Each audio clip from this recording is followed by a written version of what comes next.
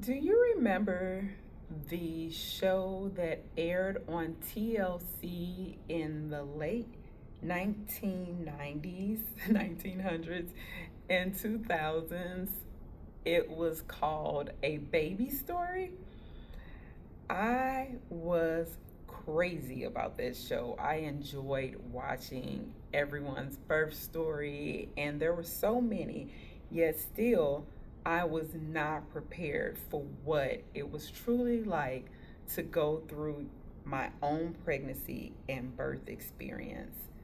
Well, it's Black Maternal Health Month, and I figured this would be the perfect time to share the challenges that I faced with all three of my births being so different from one another.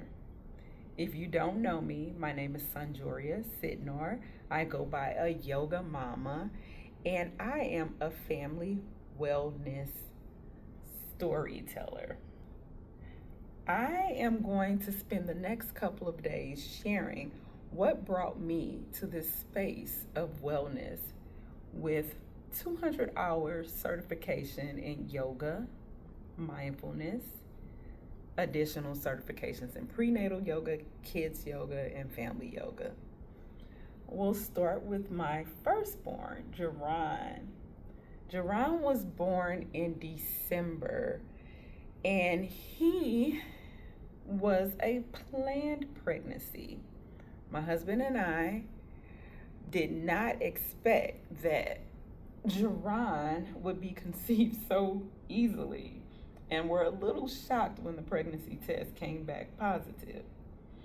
Nonetheless, we were excited, and immediately I began to feel the morning sickness, like early, like super early, before I was even supposed to like take a pregnancy test.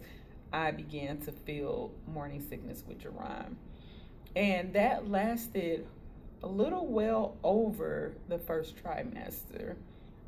What was different about my pregnancy than what I expected was that I dealt with something called tylism, which in hindsight I know is pretty common in the African American community and just people of color in general. What tylism is when you find it hard to tolerate your own saliva, so it's additional nausea. Um, I was undiagnosed with HG or hypermesis. Uh, I can't even pronounce the full term, but if you are familiar, you know. I was not diagnosed, but I lost about 15 pounds while I was pregnant and was hospitalized multiple times. So I think it's safe to say that it was not the best beginning. But I will say with Jerron, things did taper off at about 20 weeks, and I began to feel much better.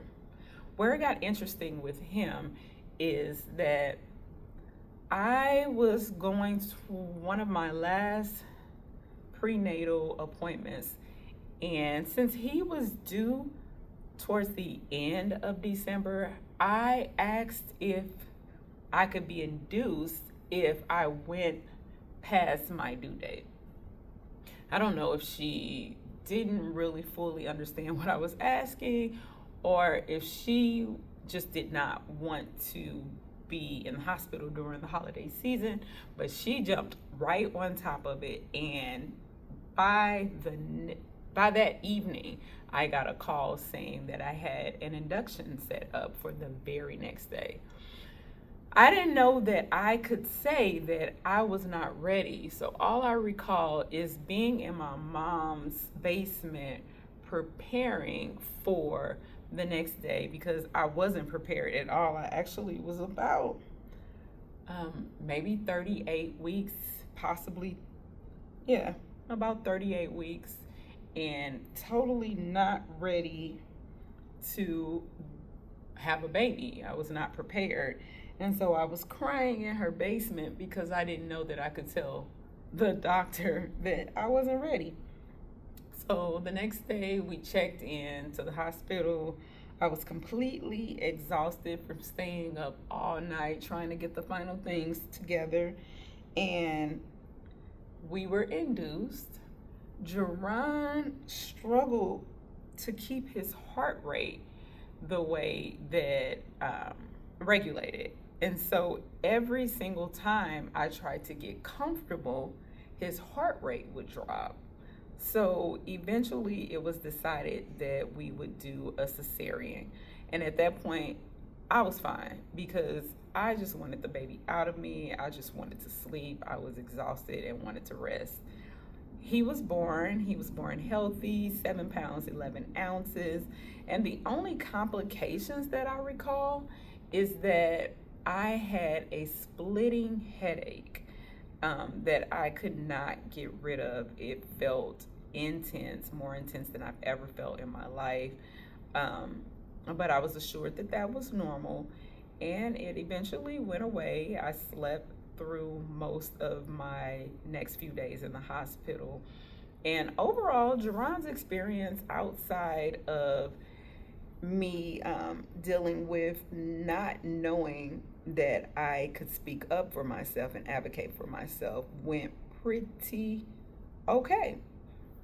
So, the reason why I'm sharing this story is because it is Black Maternal Health Month, and even though that story ended very well, not all stories do.